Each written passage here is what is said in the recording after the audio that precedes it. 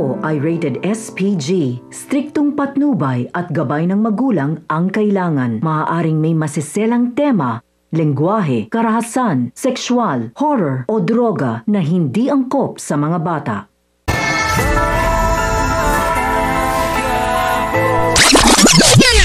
Dahil sa pag-aalala ay maiisipang dalawin ni Pader si Tanggol upang kumustahin ang lagay nito.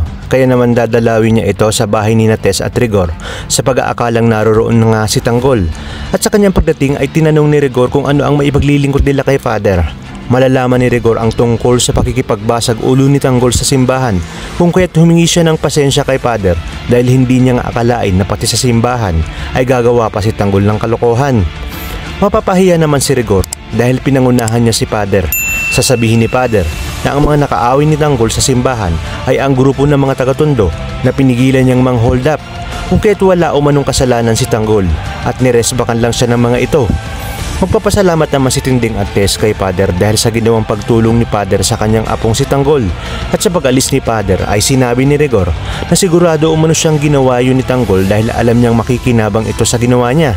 Matutuwa naman si Tinding at Tess dahil sa depensang ginawa ni Pader kay Tanggol upang maliwanagan din si Rigor sa kung ano mga talaga ang totoo. Kaya naman sasabihin ni Noy na ito na umano ang tamang pagkakataon upang sabihin ni Tess kay Rigor ang tungkol sa hawak nitong droga. At dito na nga sinimulan ni Tess na sabihin kay Rigor ang tungkol dito at mahinahon at detalyado niya itong ipinaliwanag.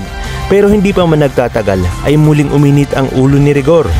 Sa kabilang banda, dahil namukaan ni Ramon si Rigor ay uutusan niya si Severino na alamin kung sino ang taong yun dahil mukhang ang pamilyar ito sa kanya.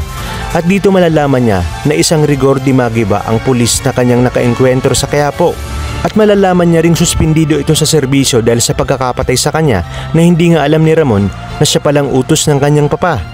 At dahil dito ay magkaka-interes na si Ramon kay Rigor dahil malakas ang kutob niya na mukhang ito nga rin ang pulis na humabol sa kanya 20 taon na ang nakakalipas.